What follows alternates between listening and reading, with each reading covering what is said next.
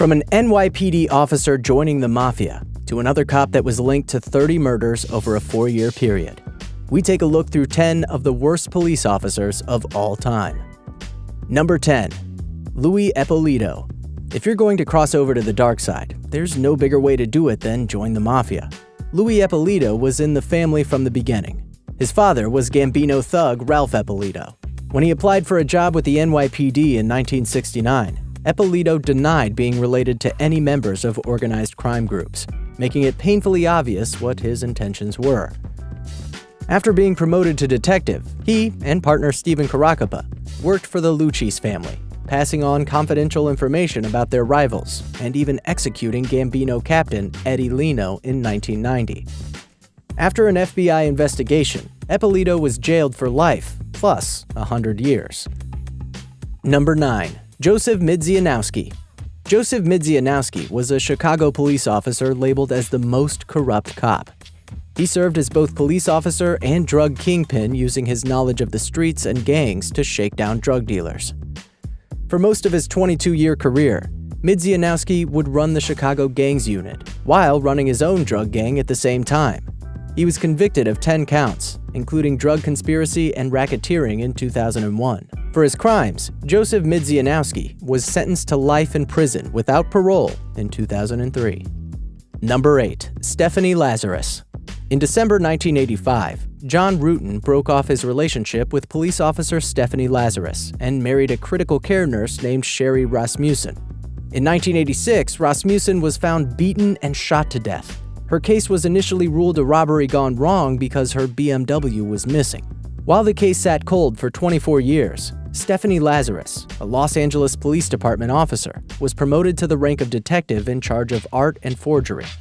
It was only in 2009, during a review of cold cases, that Lazarus finally became a suspect in the Rasmussen case. An undercover officer tailed her, eventually collecting a DNA sample. It was compared to the DNA sample taken from a bite on Rasmussen's body, and it matched. Lazarus was convicted of first-degree murder in May 2012 and sentenced to 27 years in prison. Number 7. Sidney Dorsey. Dorsey was sheriff of DeKalb County, Georgia from 1996 to 2000. During his time as sheriff, there were allegations of corruption. In August 2000, he lost a runoff election to Derwin Brown. 3 days before Brown was to take office, he was shot 12 times in front of his house by Patrick Cuffey, who worked for Dorsey's private security force. Dorsey confessed to ordering the hit on Brown. He said he was angry over the election and stressed out from a failing marriage and a sexual harassment lawsuit. It was also alleged that Brown was assassinated to stop him from looking into the corruption that plagued Dorsey's office. In 2002, Dorsey was sentenced to 23 years for corruption and received a life sentence for Brown's murder. Number 6. Charles Becker. The first American cop to get the death penalty for murder, Charles Becker was a legend in New York in the early part of the 20th century. His beat was the brothels and vice dens of Manhattan, and he took full advantage of their proprietors by hitting them up for what some say was over $100,000 in protection money. One gambling house owner, named Herman Rosenthal, wasn't into the racket. However, he went to the press about it. 2 days later, Rosenthal was murdered, and the crime was traced back to Becker. After 3 trials, he was convicted and put to death in 1915. Number 5. William Leisure. Leisure was a traffic cop in Los Angeles for 17 years. Yet he had millions of dollars in an offshore account and had a dozen Corvettes. It turns out, Leisure was actually running a criminal enterprise. He ran a stolen car ring, stole and resold luxury yachts, and organized murder-for-hire schemes. He arranged at least 3 murders and was the driver for 2 of them. The first was the murder of a 76-year-old Gilberto Cervantes, who was shot returning home from church. Ann Smith was the second victim. Her crime, divorcing one of Leisure's friends. Leisure had an accomplice, Dennis France, shoot Smith in her mother's beauty salon while staging a fake robbery. Leisure's third victim, Tony De Los Reyes, was also shot during a fake robbery. Leisure was arrested aboard a stolen yacht outside of Oakland in 1986. 5 years later, Leisure pleaded guilty to 2 counts of second-degree murder and was given a sentence of 15 years to life. Number 4. Jonathan Garcia.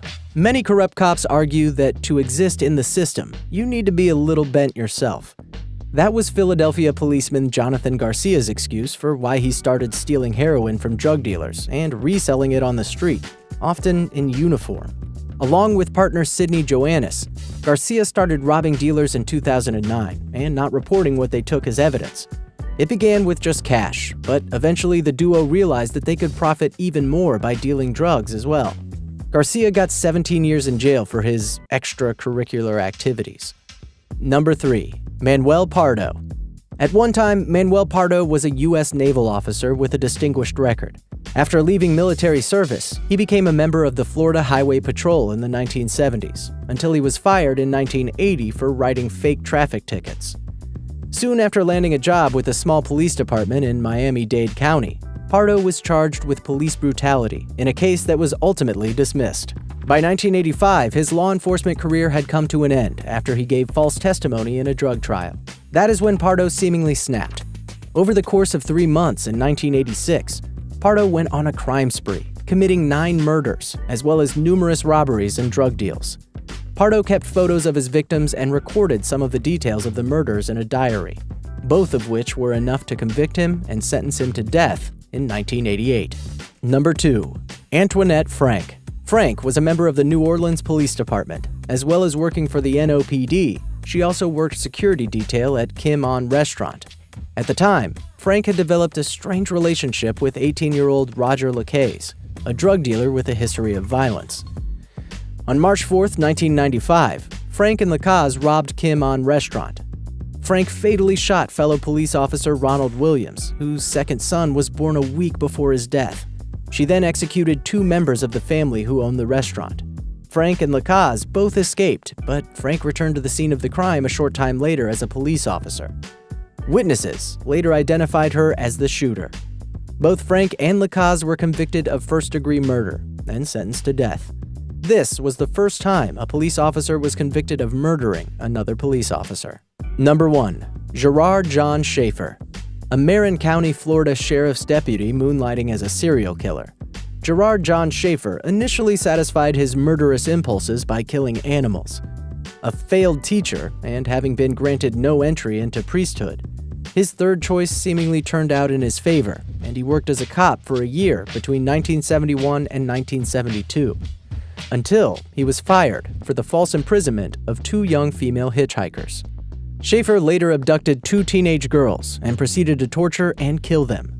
Soon after, their bodies were found. Schaefer, for some reason, was a primary suspect. Upon searching his home, their suspicions were proved correct, finding evidence linking him to 8 missing girls over a span of 4 years. While Schaefer was only tried in the murder of 2 girls whose bodies were found, he was ultimately linked to up to 30 murders.